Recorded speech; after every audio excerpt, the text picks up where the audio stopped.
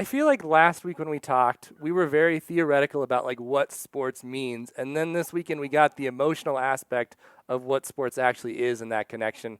Starting with the Friday night Rockies game where they had a one-run lead going into the ninth inning. Closer Wade Davis comes in, gives up a homer to tie the game, and then a three-run homer to go down three. Just the agony, and then the Rockies almost In come between back. a couple walks as well, if I'm not Yeah, the mistaken. walks to get the two guys on, and then just the agony, and then the Rockies almost come back and still suffer defeat.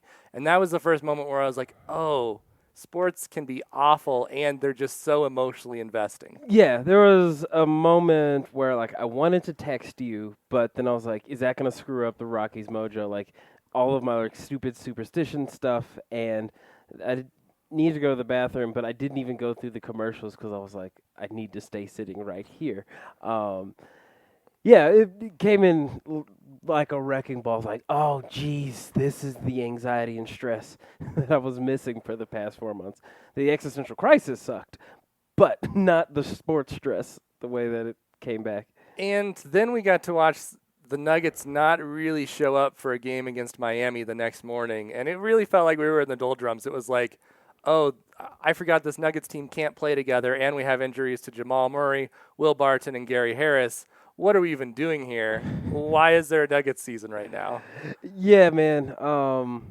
That was very similar to the playoffs of last year. Like, I wake up in the morning and feel like this is an important day for me as a human being. That's what I felt that Saturday morning. And then the game started, and it just felt weird, like the terrain of the emotions, rooting for it. And then in the third quarter, they just absolutely sucked. And it's like, perhaps this wasn't a good idea after all. So then we go to the Avalanche on Sunday. They're playing the Blues in the first of the round-robin games where they're already in the playoffs. They know they're one of the top four seeds.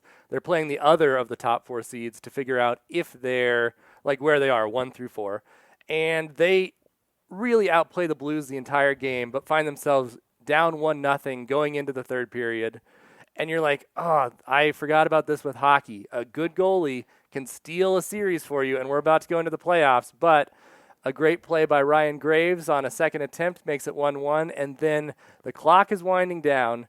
There's 10 seconds left on the clock. It's going down. The Avs are on the power play. Landeskog shoots. It looks like time is going to expire, and suddenly the puck is in the back of the net. We get a review to find out what happened, and we find out with less than 0.1 seconds left. It's officially 0.01 seconds left. The Avs win the game against the Blues in regulation. Dude, it's like remembering that, especially last season going into this season, like Avs power plays were always like nail biters, and so often it was like, well, that wasn't worth the excitement. To see like that whole power play, like that full, like a full solid minute was just like smacking the puck close to the goal, bouncing back off, getting possession again, and it was like this beautiful dance, and for it to end on like the most technically last millisecond of a second score, just beautiful. And the photo of Kadri just like almost troll facing the camera as the puck bounces off of his stick. Incredible. So amazing. And then, of course, the Nuggets end up taking the Oklahoma City Thunder to overtime in a game that they were way down late. It looked like it was all over. Classic Nuggets comeback. Jokic just decided he was going to take over after a great performance from Michael Porter Jr. They win in overtime, and you're just like, okay, we're all back. Sports are great. Yeah, and OKC, props to them for a team that I love to hate for a really long time. Chris Paul, player I love to hate for a long time. That team is like good and fun to watch, and I think although Nuggets got whooped by Miami, I was going into the game like, just look better than you did. But then to see them like, okay, this is what a Nuggets team looks like when they care and they know how to take care of the basketball. I think they had 18 turnovers against Miami. Went into the second half of the OKC game with 9 turnovers and ended with just 12. So they really like focused, locked down, and everyone played solid roles, fewer stupid shots, and trust the best players on the court. I think Michael Porter Jr. had to trust himself for one, and Jokic, Just do that all the time, dude. He didn't eat Steven Adams' lunch.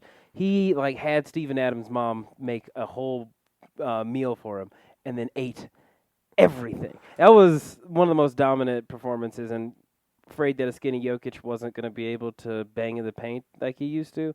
Not a problem at all. Well, and he looks the same. Like, I think that we all overhyped this whole, like, he's lost a lot of weight. He looks like the exact same player he was in the latter half of the season before it was canceled. Yeah. I think it was a little overblown, but it was nice to remember that Jokic has another playoff level, and we're still in the regular season technically, but I'm excited to see that transpire.